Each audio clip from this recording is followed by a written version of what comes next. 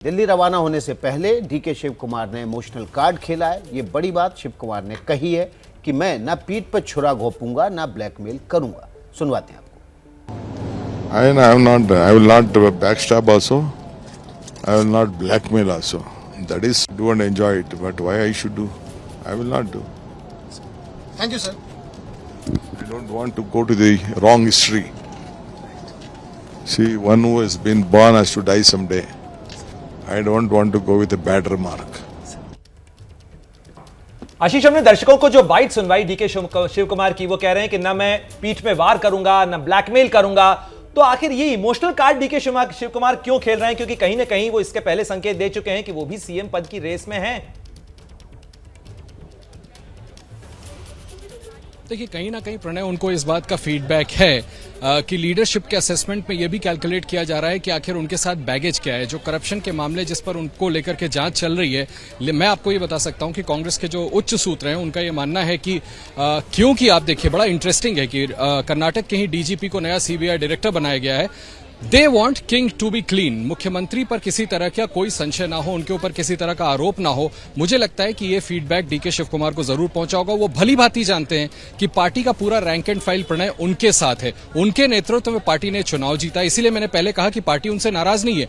ये एक आध फैक्टर्स है जो उनके खिलाफ जा रहे हैं। अगर उनको एमएलएस का ज्यादा समर्थन मिल गया होता तो बड़ी आसानी से वो मुख्यमंत्री बन सकते थे। मुझे लगता है इन बातों को ध्यान में रखते हुए, क्योंकि वो दिल्ली आ रहे थे, एक आखिरी कोशिश करना चाहते हैं और इसी वजह से उन्होंने ये इमोशनल कार्ड खेला है कम से कम लीडरशिप को ये दिखाने का कि आप मुझसे कम से कम वैसे नाराज ना हो जो दूसरे स्टेट्स में अगर दूसरे लीडर्स बगावत करते हैं उनसे नाराजगी होती है। मैं धोखा नहीं दूंगा, मैं बैकस्टैब नहीं करूंगा। कहने की बातें, ये देखना होगा कि जब ये निर्णय हो जाता है तो फिर कैसा सामंजस्य बैठता है। लेकिन आप ये मान के चले प्रणय, तकरीबन ये तय है कि लीडरशिप जो आखिरी नाम का ऐलान करेगी मुख्यमंत्री पद के लिए, वो सिद्धारमैया का ही होगा।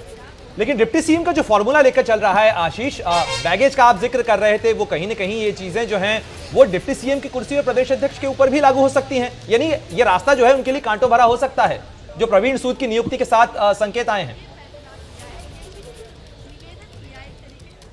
देखिए, कांटों वाला रास्ता तो बिल्कुल हो सकता है, लेकिन नेविगेट तो करना है। आप इसको लीडरशिप पॉइंट ऑफ व्यू से देखें तो जो पहले वहां पर एक दूसरे के बीच में राइवलरी थी, उसी को किसी तरह से संभाल करके पिछले 4 या 5 महीने से general secretary incharge Randeep Singh Surjewala ने रखा था। भली भांति जानते थे ये लोग, अगर इतना आसान होता प्रणय तो अब तक नए मुख्यमंत्री का ऐलान हो चुका होता। नहीं हो पा रहा है, दैट मीन्स कि कहीं ना कहीं आपस में राइवलरी है। और ये बात बिल्कुल आप देखिए, 2 दिन से लगातार जैनेंद्र इस बात को रिपोर्ट भी कर रहे हैं बैंगलोर से कि दावा किया जा रहा था डीके शिव कुमार के कैंप की तरफ से कि उनके पास 75 विधायकों का समर्थन है। तो निश्चित तौर पे, हालांकि वो बात गलत साबित हुई जो विधायकों ने अपनी राय दी, लेकिन कहीं ना कहीं उनकी ऑब्स्टिनेट पोजीशन, उनकी जिद तो सामने है।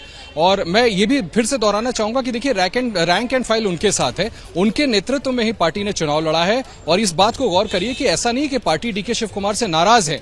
अगर उनको एमएलएस का समर्थन ज्यादा मिला होता तो उनके नाम की घोषणा हो सकती थी। ये एक फैक्टर है जिसको लीडरशिप अपने ध्यान में रख रहा है और शायद इसी वजह से सिद्धारमैया का पलड़ा भारी है। बहुत बहुत शुक्रिया आशीष कुमार सिंह आपका। आशीष से ग्राउंड जीरो पर मौजूद है। जो भी अपडेट होगा कर्नाटक में मुख्यमंत्री के नाम के ऐलान से या नाम से जुड़ा हुआ, सबसे पहले आशीष कुमार सिंह के जरिए एबीपी न्यूज पर आप हासिल करें। क्या मजबूरी है मेरी, बताइए।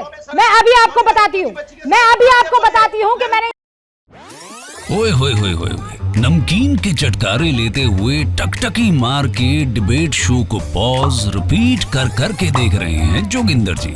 इनकी तरह आप भी देखें अपनी फेवरेट डिबेट्स को रिपीट कर और डाउनलोड कीजिए एबीपी लाइव ऐप अपने स्मार्ट टीवी पर।